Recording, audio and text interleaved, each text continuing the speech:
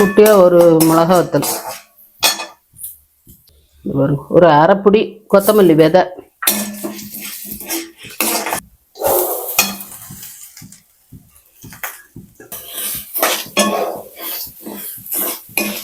அடுப்பை அணைச்சிட்டு அந்த சூட்லேயே கொத்தவரங்காய் 1/4 கிலோ நல்லா ஒரு வதக்கி விட்டுட்டு நம்ம பச்சை நிலக்கடலை, இது ஒரு 1/2 கிலோ இருக்கும்னு நான் நினைக்கிறேன். உரிச்சு எடுத்து வச்சுட்டுருக்கேன்.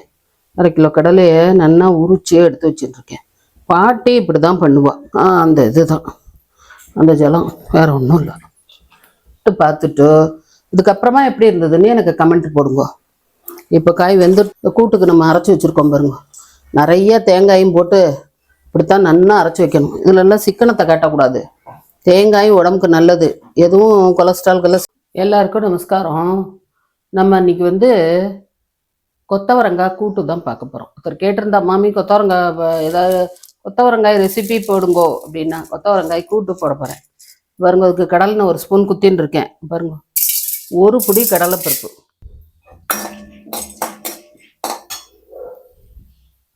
பாருங்க, ஒரு மிளகாத்தல்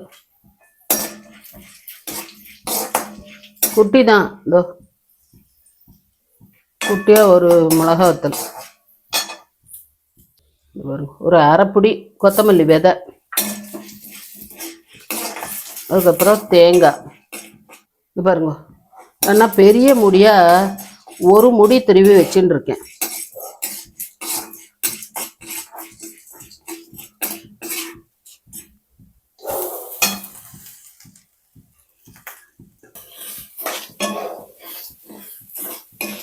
அடுப்பை அணைச்சிட்டு அந்த சூட்லேயே வறுத்துன்ட்டேன். இதுதான் நம்ம குழம்புக்கு இதுக்கு கூட்டுக்கு அரைச்சி விட போகிறோம். பாருங்க, 1/2 ஸ்பூன் எண்ணெய் விட்டுருக்கேன். கொஞ்சோண்டு கடுகு, ஒரு 1/2 டீஸ்பூன் கடுகு போட்டுருக்கேன். அப்புறம் பெருங்காயம், கருவேப்பிலை போடணும். பாருங்க, சின்ன நெல்லிக்காய் சைஸ் புளி எடுத்துட்டுருக்கேன்.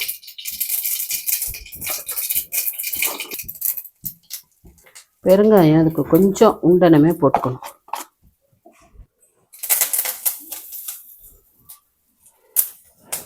கொத்தவரங்காய் 1/4 கிலோ நல்லா அலம்பி தான் கட் பண்ணி வச்சுருக்கு.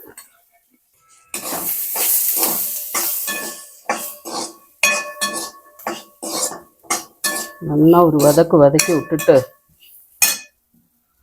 கொஞ்சம் ஜலம் குத்துவோம். ஏன்னா புளி இன்னும் கரைக்கலை. பாருங்க, பச்சை நிலக்கடலை, இது ஒரு 1/2 கிலோ இருக்கும்னு நான் நினைக்கிறேன். உரிச்சு எடுத்து வச்சுட்டுருக்கேன். 1/2 கிலோ கடலையை நல்லா உரிச்சியே எடுத்து வச்சுட்டுருக்கேன். பாட்டி இப்படி தான் பண்ணுவாள்.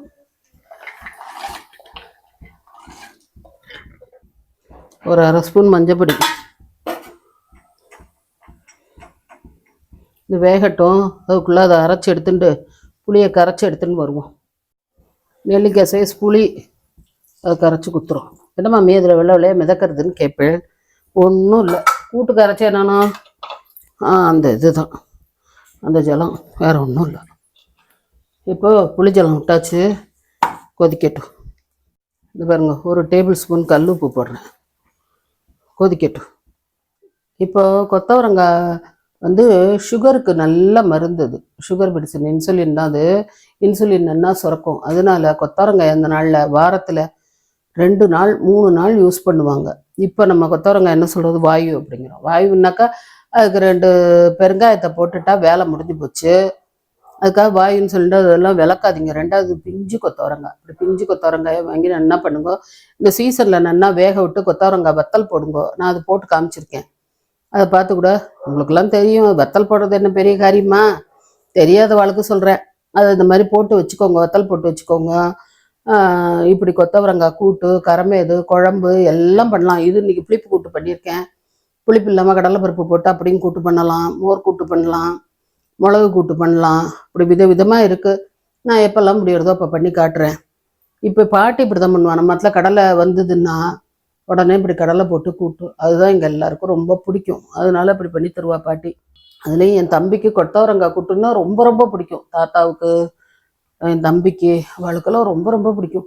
அதனால இந்த கொத்தவரங்காய் கூட்டு பண்ணியாச்சுன்னா அதுக்காக காத்துன்னு இருப்போம் நாங்கள்லாம். கடலை உரிக்கணும் அப்படின்னாலும் சரி எல்லாரும் கடலை உரிப்போம். ஏன்னா அவளாக உரிச்சா கொஞ்சமாக போட்டுருவான்னு சொல்லிட்டு நாங்கள் எல்லாருமே சேர்ந்து உரிச்சா நிறையா போடலாமாண்ணா.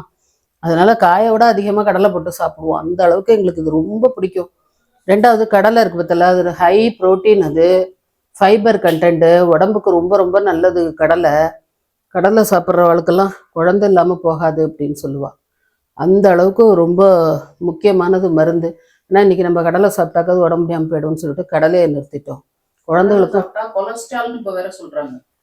கொலஸ்ட்ரால்னு சொல்கிறாலும் அதனால நிறுத்தியாச்சு. வா சாப்பிட்றதோடு இல்லாமல் குழந்தைகளுக்கும் சேர்த்து நிறுத்திட்டா. அந்த காலத்துலலாம் கடலை மிட்டாய் தான் அதில் நிறையா இருக்கும். எள்ளு மிட்டாய், கடலை மிட்டாய் இதெல்லாம் தான் நிறையா இருக்கும். இந்த மாதிரி கொத்தவரங்காயை கூட்டு பண்ணி சாப்பிட்டு பார்த்துட்டு இதுக்கப்புறமா எப்படி இருந்ததுன்னு எனக்கு கமெண்ட் போடுங்க. இப்போ காய் வெந்துடுத்தான்னு பார்ப்போம்.